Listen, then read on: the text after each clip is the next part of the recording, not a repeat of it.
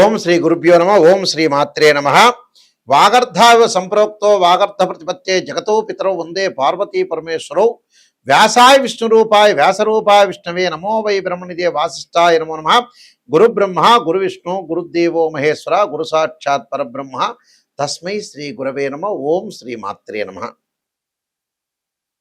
ఫిబ్రవరి మాసంలో ద్వాదశ రాశుల్లో ఎలాంటి ఫలితాలు అంటే స్పెషల్గా ఎలాంటి ఫలితాలు ఉండబోతున్నాయి అంటే సాధారణంగా ఫిబ్రవరి రాశి ఫలితాలు చెప్తున్నా మనకి కొన్ని గ్రహాల యొక్క కలయికల్లో కొన్ని మార్పులు జరుగుతున్నాయి. ఆ గ్రహాల్లో కలయికల్లో మార్పులు ఏమిటి అని అంటే సహజంగా మిథున రాశిలో వక్రగతిలో గురుగ్రహము, రాహు కుంభరాశిలోను, కేతు సింహరాశిలోను, శని మీనరాశిలో సంచారం చేయటం, రవి బుధ కుజుడు రాహు శుక్రగ్రహాల యొక్క మార్పులు జరుగుతున్నాయి. అంటే మకర కుంభరాశుల్లో కొన్ని మార్పులు జరగటం, మళ్ళీ మీనరాశిలో కొంత మార్పులు జరిగే అవకాశాలు ఎక్కువగా ఉన్నాయి. మరి ఈ గ్రహాల యొక్క కలయిక వల్ల అసలు ఫిబ్రవరి మాసంలో ఉన్న 28 రోజుల్లో కూడా కొన్ని ప్రత్యేకమైన ఫలితాలు చెప్పుకోవచ్చు. అంటే ఆ ప్రత్యేకమైన ఫలితాల్లో ఏ విధంగా ఉండబోతుంది ఇవన్నీ కూడా గోచారరీత్యా చెప్పబడే ఫలితాలు గుర్తుపెట్టుకోండి. బర్త్ చార్ట్ వేరు, గోచారం వేరు. అయితే గోచారం ఎందుకు చెబుతున్నానంటే మన లైఫ్ అనేది ఎప్పుడు కూడా ఒక సెకండ్లోనే మారిపోవచ్చు. కానీ అలానే బర్త్ చార్ట్ 80% రిజల్ట్స్ ఇస్తుంది. గోచారం ఎప్పుడు కూడా 20%. చాలామంది కూడా ఆలోచన చేస్తుంటారు గోచారాన్ని గురించి. ఎప్పుడు కూడా బర్త్ చార్ట్ అంటే ఒక చెట్టుకి కింద వేళ్ళు, గోచారం అంటే ఆ చెట్టుకి ఏదైతే వేళ్ళు ఉంటాయో ఆ వేళ్ల పైన కాండం ఉంటుంది, కాండంకి కొమ్మలు ఉంటాయి, ఆ కొమ్మలకు ఆకులు ఉంటాయి. ఆకులు ఎలా ఉంటాయి? రైన్ సీజన్లో వస్తాయి, వింటర్ సీజన్లో ఉంటాయి, సమ్మర్ సీజన్లో రాలిపోతుంది. ఆ రాలిపోయేదాన్నే గోచారం అంటారు. అంటే వితిన్ సెకండ్లో మంచి చేసేది.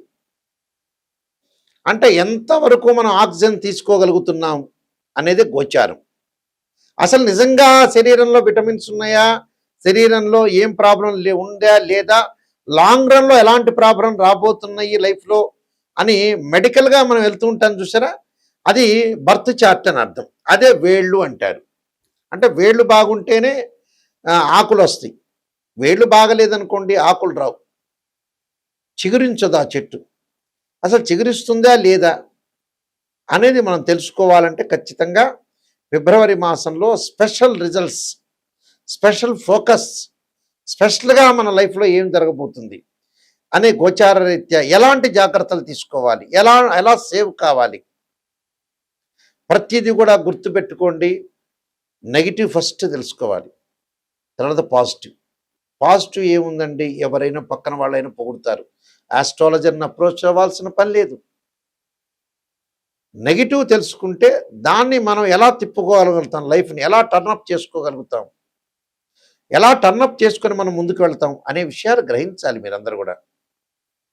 అలాంటి విషయాలు మనం గ్రహించలేదనుకోండి ఖచ్చితంగా మనం ఇబ్బందులు కలిగే అవకాశాలు ఖచ్చితంగా ఉంటాయి. కాబట్టి ద్వాదశ రాశుల వాళ్ళందరికీ కూడా ఫిబ్రవరి మాసంలో స్పెషల్గా ఎలాంటి ఫలితాలు ఉండబోతున్నాయి, ఎలాంటి పరిహారాలు చేసుకోవాలి, ఎలాంటి పరిహారాలు చేసుకుంటే బాగుంటుందనే విషయాన్ని మీరు స్పెషల్గా తెలుసుకోండి. వృశ్చిక రాశి వారికి ఫిబ్రవరి మాసంలో స్పెషల్గా ఎలాంటి ఫలితాలు ఉండబోతున్నాయి అంటే చాతుర్గ్రహ కూటమి, పంచగ్రహ కూటమి గ్రహాల యొక్క మార్పులు జరుగుతున్నాయి. కాబట్టి ఈ రాశి వాళ్ళకి ఎలాంటి ఫలితాలు జరగబోతున్నాయి అంటే విశాఖ నక్షత్రం చతుర్థ చరణంలో జన్మించిన వాళ్ళకి, అనురాధ నక్షత్రం 1, 2, 3, 4 పాదాల్లో జన్మించిన వాళ్ళకి, జ్యేష్ఠ నక్షత్రం 1, 2, 3, 4 పాదాల్లో జన్మించిన వాళ్ళందరూ వృశ్చిక రాశి అవుతారు. వృశ్చిక రాశి వాళ్ళకి ఎలా ఉంటుందంటే జీవితం అంతా స్లోగా ఉండే అవకాశం ఉంటుంది ఈ 15 రోజుల పాటు కూడా. అంటే ఒడిదుడుకులతో సాగుతూ ఉంటుంది. అంటే ఆదాయ వృద్ధి ప్రయత్నాలు సమయం బాగా అనుకూలంగా ఉంటుంది, కానీ శ్రమకు తగ్గట్టుగా ఫలితం వచ్చే అవకాశాలు ఎక్కువ ఉండవు. కొద్ది శ్రమతోటి చేసిన ఫలితాలు వచ్చే అవకాశాలు ఎక్కువ ఉంటాయి. పెండింగ్ పనులు కొన్ని నిలబడిపోతాయి. స్వల్పంగా అనారోగ్యం జరిగే అవకాశాలు ఉంటాయి. ఇంటా బయట సమర్థవంతంగా బాధ్యతలు నిర్వహిస్తున్నా శ్రమకు తగ్గట్టుగా మీరు ఏదైతే వర్క్ చేస్తారో దానికి ఒక రికగ్నైజ్డ్ గుర్తింపు అనేది ఉండదు. అంటే పనులలో ఆలస్యం జరిగే అవకాశాలు ఎక్కువ ఉంటాయి. ఉద్యోగంలో పనితీరులో అధికారులను ఆకట్టుకుంటారు. ఆర్థిక వ్యవహారాల్లో ఆచితూచి వ్యవహరించాలి. వృత్తి వ్యాపారాల్లో డిమాండ్ బాగా పెరిగే అవకాశాలు ఎక్కువ ఉంటుంది. ఆదాయం అనేది కొంత నిలకడగా ఉండే అవకాశాలు, ఖర్చులు తగ్గించుకోవాలి, ఎక్స్‌పెండిచర్స్ బాగా పెరుగుతాయి. కుటుంబ సభ్యులతో కలిసి ఇష్టమైన ప్రాంతాలకు వెళ్ళే అవకాశాలు కూడా బాగా ఎక్కువ ఉంటాయి. కాబట్టి ప్రతిదాన్ని కూడా కొంత జాగ్రత్త వ్యవహరించండి. విద్యార్థులు కొద్ది శ్రమతోటి మంచి ఫలితం సాధించే వ్యవహారం ఉంటుంది. ప్రేమ వ్యవహారాలు పెద్దలను ఒప్పించి వివాహం చేసుకునే అవకాశాలు, శుభ కార్యక్రమాల నిర్వహణ, నిరుద్యోగులకి తగినంత ఉద్యోగము, స్థిరపడే అవకాశం, మళ్ళీ మంచి పెళ్లి సంబంధాలు వచ్చే అవకాశాలు బాగా ఎక్కువ ఉంటాయి. కొన్ని విషయాల్లో నెగిటివ్ను, కొన్ని విషయాల్లో పాజిటివ్ ఉంటుంది. నేను కొన్ని పరిహారాలు చెప్పబోతున్నా. ఆ పరిహారాలు మీరు పాటించండి, మీకు మంచి జరిగే అవకాశాలు ఖచ్చితంగా ఉంటాయి. ఈ గోచార రీత్యా చెప్పబడే ఫలితాల్లో ప్రత్యేకంగా నిజంగా కొన్ని సాంప్రదాయంగా వేదంలో కొన్ని చెప్తారు.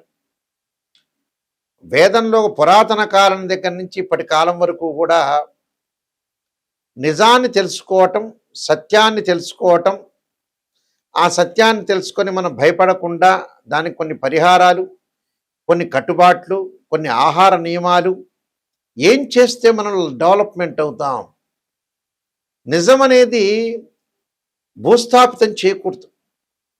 నిజాన్ని బయటకు తీసుకొని వచ్చి భయపడకుండా దాన్ని ఎదుర్కోవటానికి భగవంతుడి యొక్క అనుగ్రహం ఉంటే దాన్ని ఎదుర్కోవచ్చు.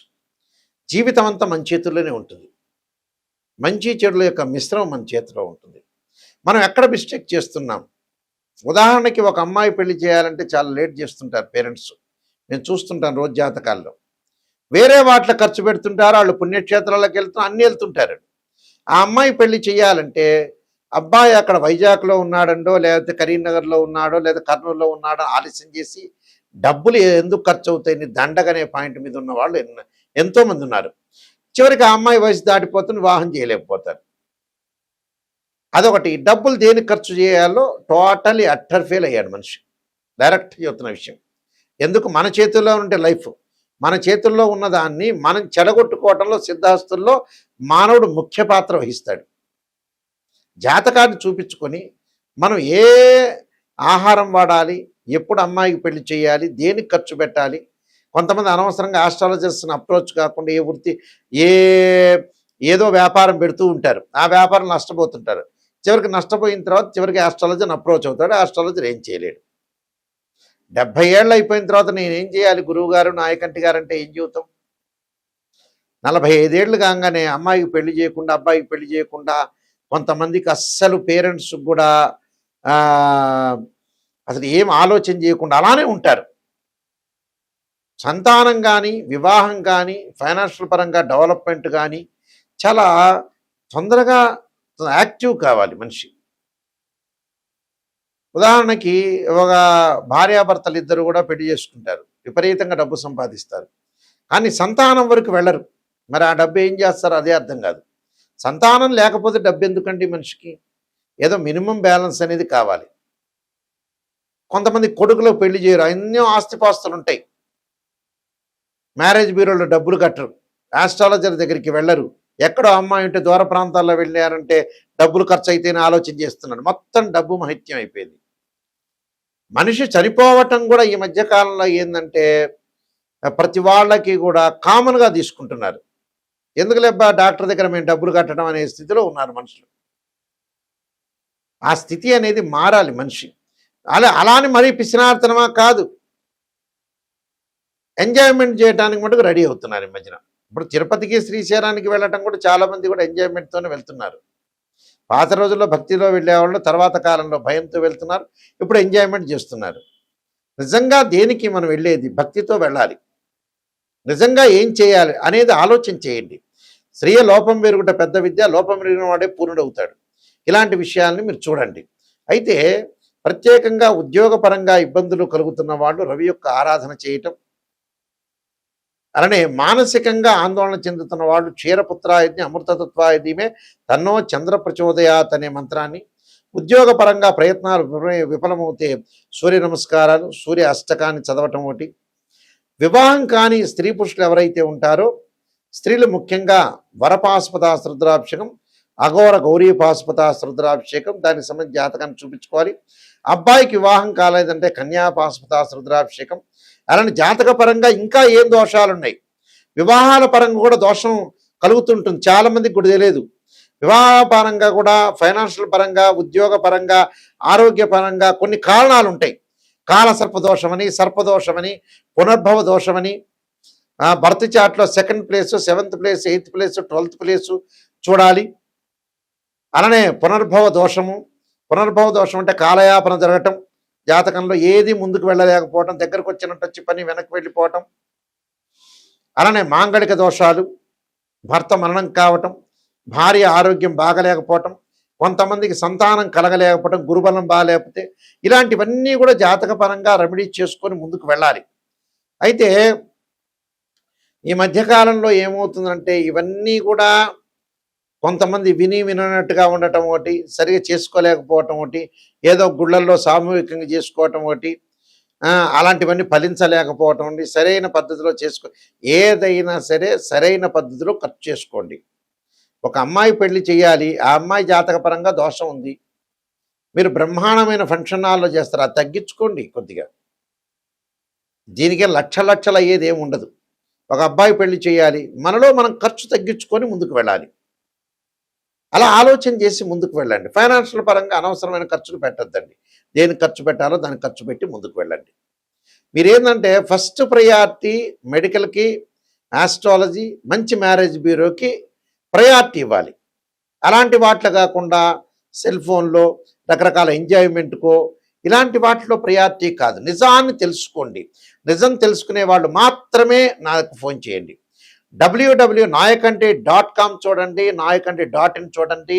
నేను నెంబర్ ఆఫ్ ఆస్ట్రాలజీ బుక్స్ రాశాను. కాలసర్పయోగం, కాలసర్పయోగ చంద్రిక, రాహుకేతులు, ఛాయాగ్రహాలు, అలానే పుత్రగణపతి వ్రతము, స్వప్న శాస్త్రము, సర్వదేవతా గోత్రపురులు పార్ట్ 1, పార్ట్ 2, అలానే బృహత్ పరిహార సింధు, దాంతోపాటు Jataka Chandrika, Vivaha Martandam, production of astrology, number of books రాశాను.